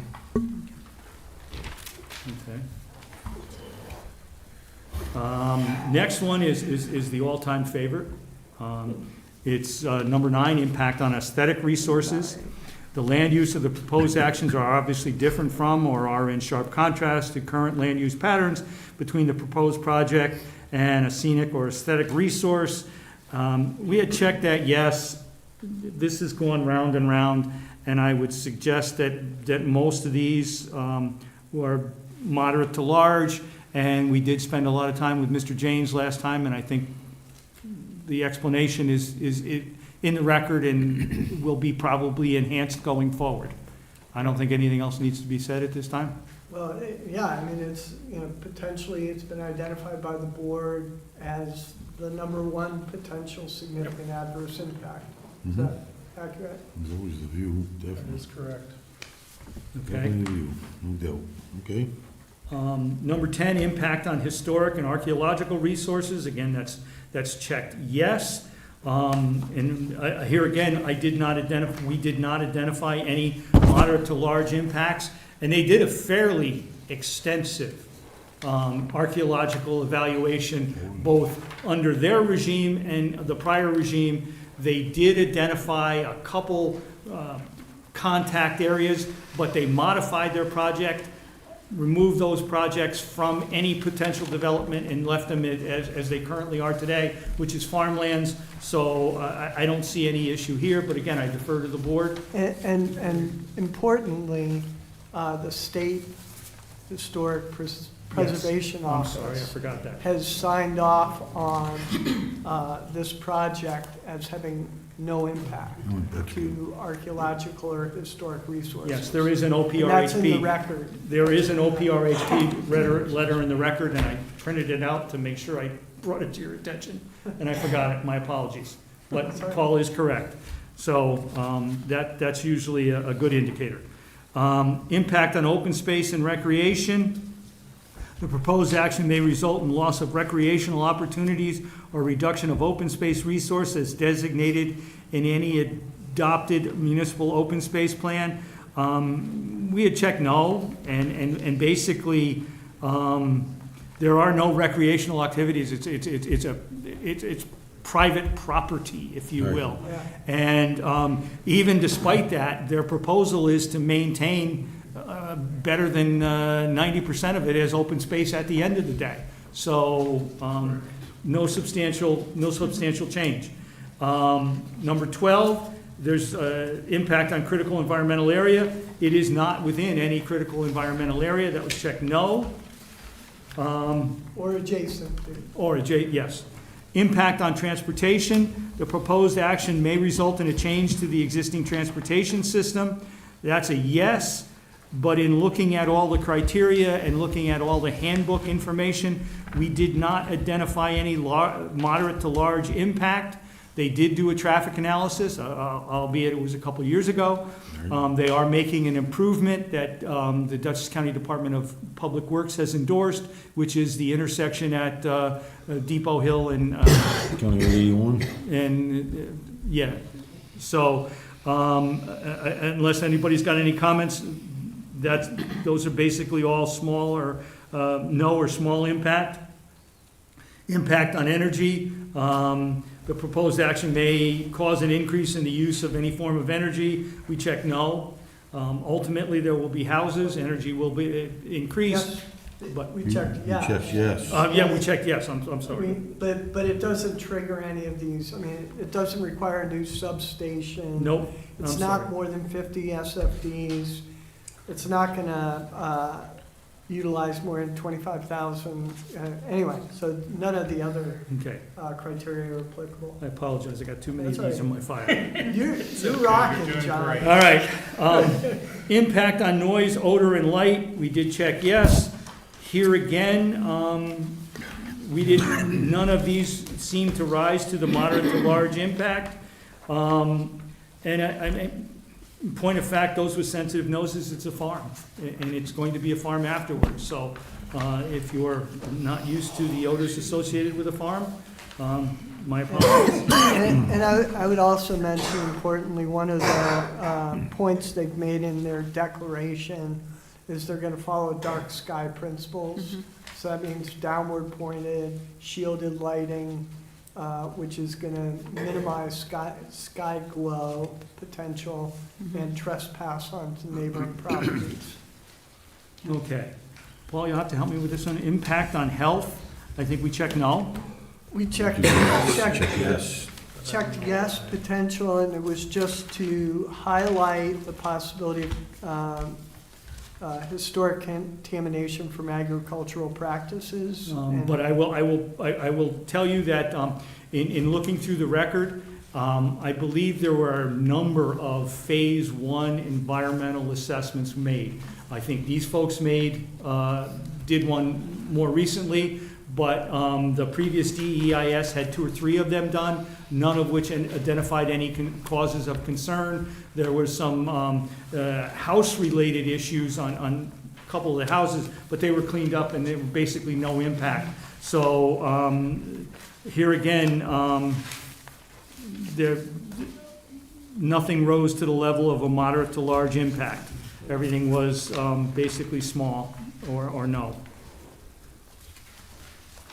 Okay, consistency with community plans, that's checked yes.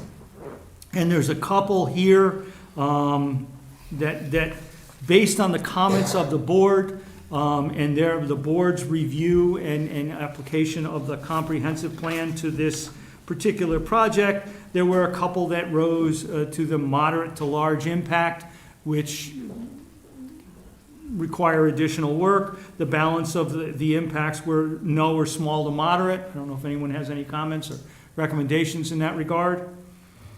And then the last would be consistency with community character. That is checked yes. And here again, there were a couple, the last 2, E and F, that kind of rose to a moderate to large impact. The balance were small or no impact.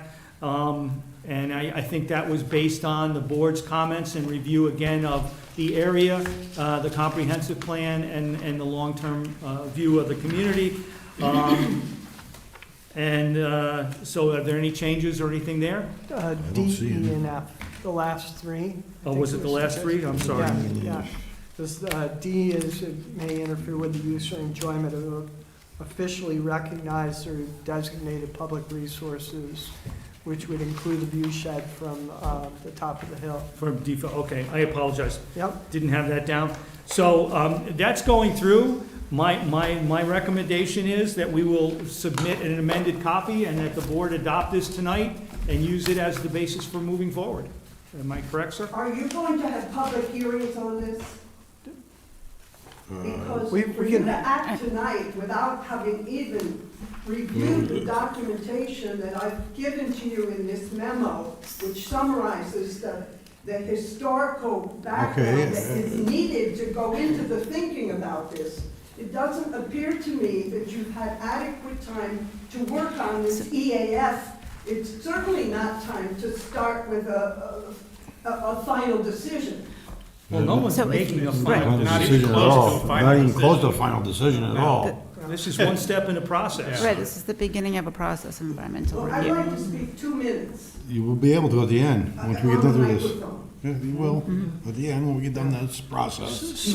So the step for tonight is for the board to adopt the FEAF Part 2. And then the question for the board is whether it wants to then go ahead and make its seeker determination. And we do have a draft resolution that we prepared for the last meeting that you could adopt tonight or consider tonight as well. But that is really just the first step in the environmental impact statement process. And the environmental impact statement, there will be opportunities during the scoping process for public input.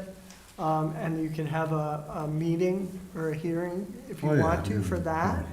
And then when they go away, the applicant, and prepare a draft environmental impact statement, when that comes back to the board, you can hold a public hearing on that as well. Which we probably, we will, we should. Yeah, I mean, that's kind of part of the reason why the board wants to go this route. you know, is to Exactly. get the We need to have a input. public hearing on it. There was no ifs, ands, or buts about that. No argument out of me on that, for sure. You know? That's right. If for some of us who were around when we were discussing Troutbeck when the auditorium was full, so. Yeah, yeah. I know what it's all about, so we'll definitely have a public hearing on this. There's no ifs, ands, or buts about that, but when the time comes. So we're just following the procedures we have to do tonight? Yeah, so It's, if you want a motion to adopt the FEAF Part 2, We need a motion. as the board went through, and John took notes, so we'll have that all firmed up for you. So we're gonna need a motion to adopt Part two. Part 2. I move that we adopt part 2 as amended. Amended. We need a second onto that. Second. Second. Do we need to do a roll call vote? Should we? No? Do you want discussion? Just to note my, I'm Discussion. abstaining. Okay, he's abstaining. So, the motion made and second, all in favor? I would go ahead and do a roll call. Okay. Yeah, just for, King Vitiello? He's abstaining. Yeah, Abstain. but he's got to say it. Roll call. And double T. I'm going yes, if you want to. Yes. Okay, Robert Wells. Yes. Fosbull. And Walter Dietrich. Yes. So carries then. very good. So to be Okay. clear, when we see this again, we won't have to deal with any of the sections that we basically said low in. This is, We're just gonna deal with the moderate to high impact, pretty much. You're gonna deal with the potential significant adverse impacts that have Right. been identified. And that's the purpose of the resolution. Correct. And then through the scoping process, They will those- reply. those are and- the primary Right. focus, but other issues can be identified by the public and new information can be brought forward. But at the end of the scoping process, when they have that draft scope, when the applicant has that and you've adopted it, that's what they're gonna take and go away and work on a draft environmental impact statement on. Mhm. Okay? Okay. I'm just wondering, how do we get to, what's that Um, review shed is quick, I mean, that's really what, That'll be part of the how do work we get it that as they quickly, do. Yeah. yeah, because we don't care about everything else that is Yeah. low impact. Yeah. So the next is, we need to pass, we need to vote on the resolution, I guess. Yeah. So, Can you read the now Paul? therefore? so I apologize, just, you can move forward with that. I just, I will have two questions. One is just, regarding the scoping process, but will you address that after the? Yeah, I think Yeah, they got resolution? a Okay. positive declaration Okay. first. Okay. What, the Yeah, resolve clause? yeah, we need to, Okay. we're all in favor of the resolution, so we're gonna read it. So let's do this then. Go ahead. Okay.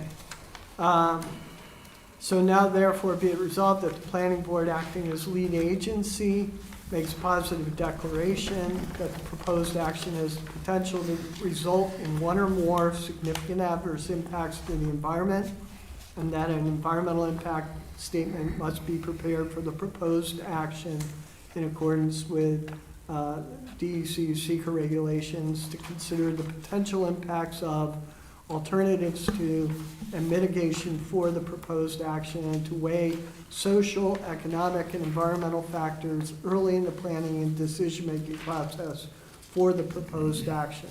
Be it further resolved that the chairman is authorized to complete and sign an FEAF Part 3 for the action, issuing a positive seeker declaration based on this resolution and the attached Parts 1, FEAF Parts 1 and 2, notice of the planning board's positive declaration, including this resolution, shall be filed with the planning board secretary and distributed to all involved and interested agencies and other interested parties, and notice of the positive declaration shall be published in the environmental notice bulletin. Be it further resolved that the EIS shall focus on the potential visual impacts of the proposed action and its potential inconsistency with community plans and community character, along with any other relevant issues identified prior to the finalization of the scope of the EIS pursuant to 6 NYCR 617.8, and shall consider reasonable alternatives to the proposed action. And be it further resolved that pursuant to 6 NYCR Section 617.8B, the applicant has provided a proposed scope for the EIS to the planning board that will require some updating to be consistent with proposed. Anyway, I would actually strike that last resolve clause because that's not relevant at this point. Be it further resolved that this resolution shall take effect immediately. Need a motion to accept the resolution As amended, correct? as amended? That's Right. right. Yep, to strike that As amended? paragraph related to the scope, because we'll talk about the scope after that, if the board adopts Are this you resolution. making a motion? I can second it. I didn't make the motion. And ask him. I thought you were making it. I'm I'll make sorry. that motion to accept this as amended. Need a second? Second. Roll call Roll vote. call. You wanna read it off, Judy? Who's Walter and Foz, right? Yes. Foregoing resolution is voted upon with all members of the planning board voting as follows. Robert Boyles Jr., chairperson.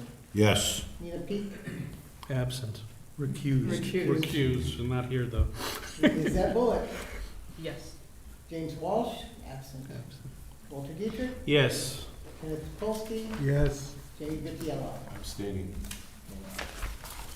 Motion Good. passes and carries. Yes. Thank you. There you go.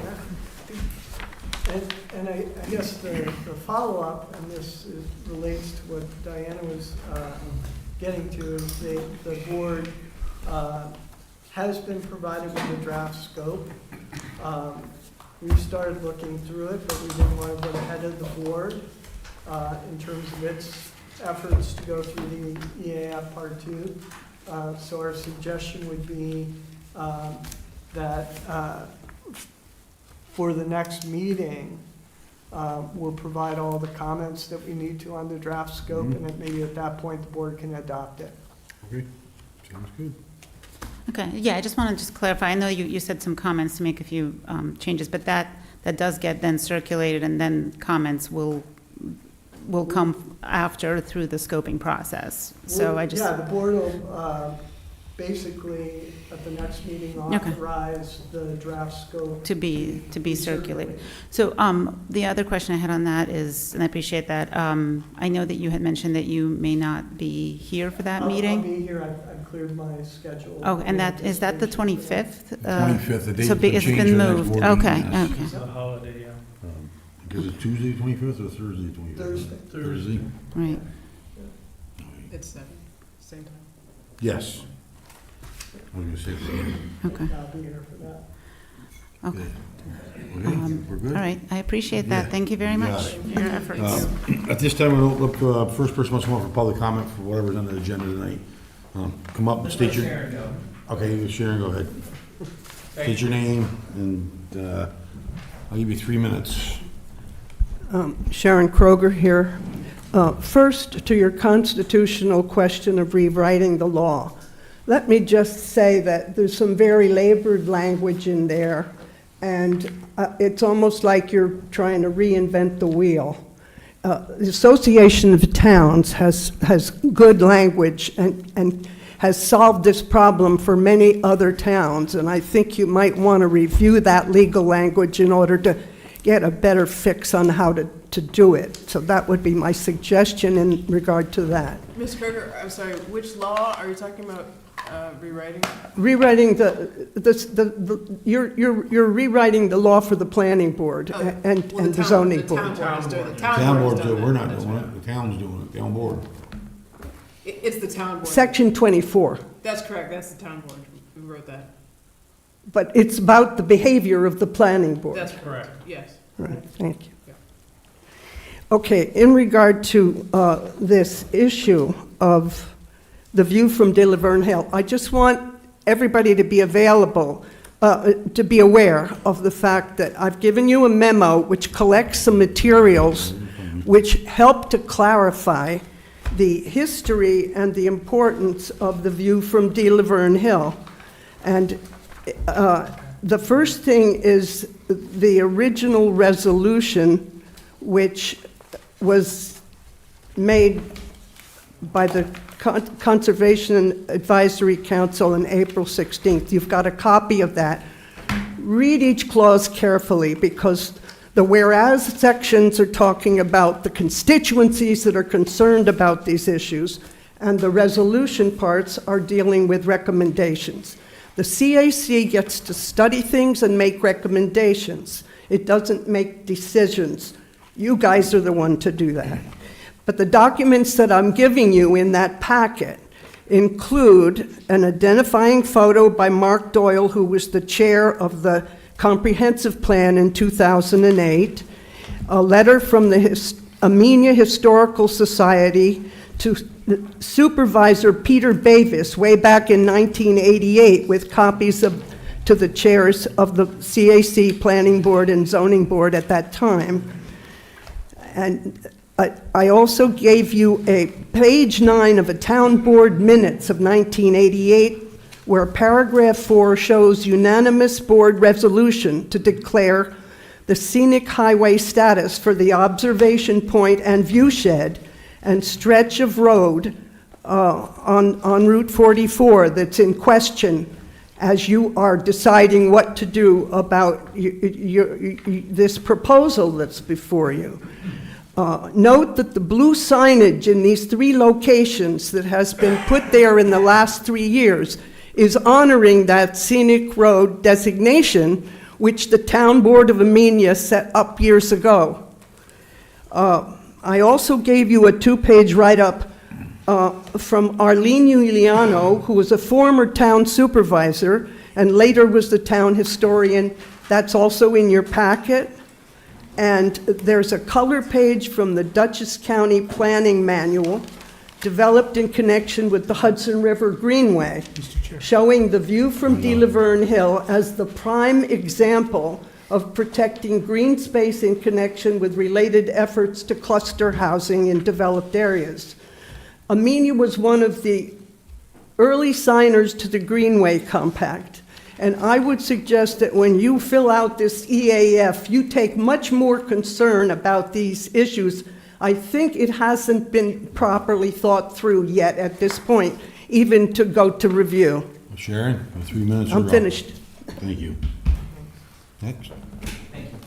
State your name, so forth, and which topic you're talking about. Doug Broughton, I live at 390 Old Route 22. Do you guys have a pointer here? My property is right here.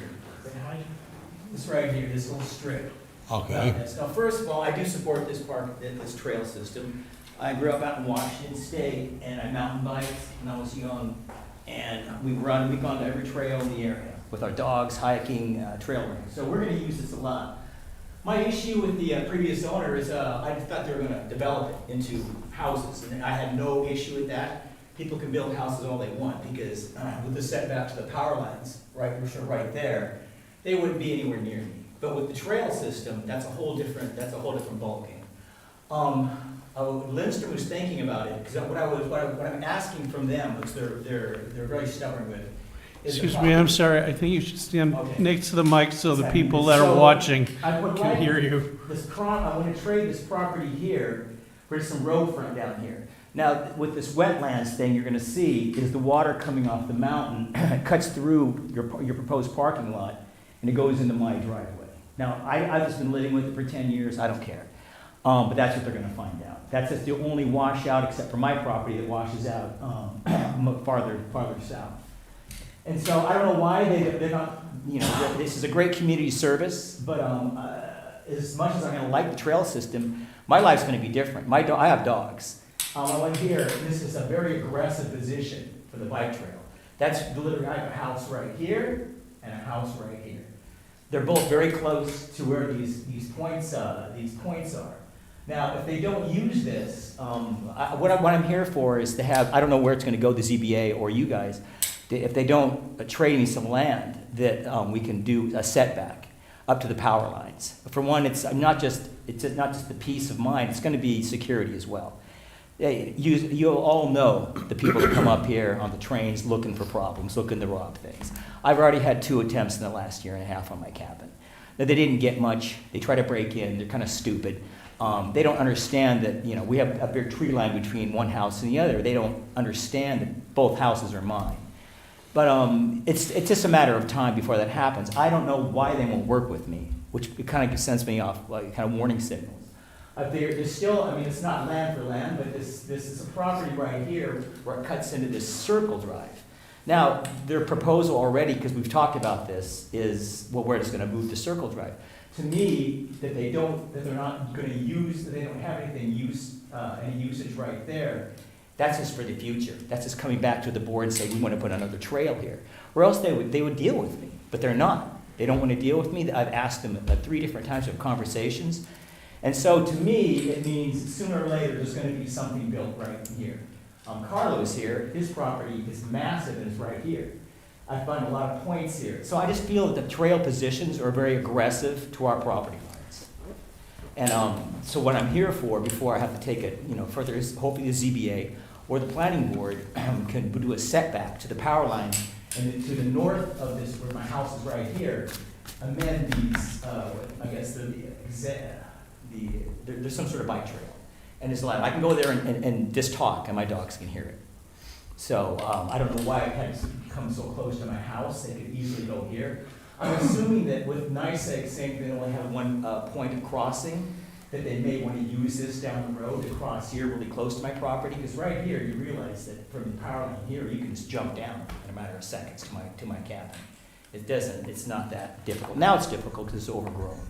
But anyway, that's it. I don't know. If I may, sir, just so you understand, this board has no approval authority whatsoever. They are to review the application in front of them and make a recommendation to the town board. So your issues can only be handled and adjudicated at the town board level. Okay, that's it? That's- ZBA and planning board have nothing to do with it? They have no approval authority. They have the right of review and comment only. Okay. But the action is at the town board, sir. All right, thank you. You're very welcome. Thanks for your time. And I would add, I mean, I'm sure the applicant is hearing what you're saying. What this board looks at in our review capacity, even making recommendations to the town board, is we look at impacts and we look at the zoning law and we follow the law. Anything that, any recommendations that we would make would be based on the law, but that may be different from any private discussions that you have with the applicant. Because, if there aren't impacts, then it really just becomes a private property discussion. And it may not have any relevance even to the town board. So that, you guys heard, think about the impacts, the potential impacts. I think that's relevant to any changes you make to your application and to the board's review. Right, and there's still details that we need. Yep. As I said, we need to know what NYSEG is going to say. We need to, they need to evaluate what they're going to do. There's a few items that they still have to take into consideration, and but in point of fact, the only approval authority on this resides with the town board. Correct. Right. With that being said, next meeting can be switched to the 25th, to the holiday, and at 7 o'clock. I have just, Go ahead. the meetings have been going later and later and Yeah. later. The last one was really late. For us that commute, I think I'm the only one now. Maybe we might think about starting at 6:30? If that's, I'm just putting that out there for people to think about, not Yeah, anything to well, decide about now. We'll bring that up in the future. Yeah, that's all. It's getting very, because it's, Yeah. tomorrow that gets so difficult for me. Yeah, I get it. I understand. Thank Believe me, I you. was a commuter for many years. With that being said, I need a motion for adjournment. Second. Second, all in favor? Aye. Aye. See you all on the 25th.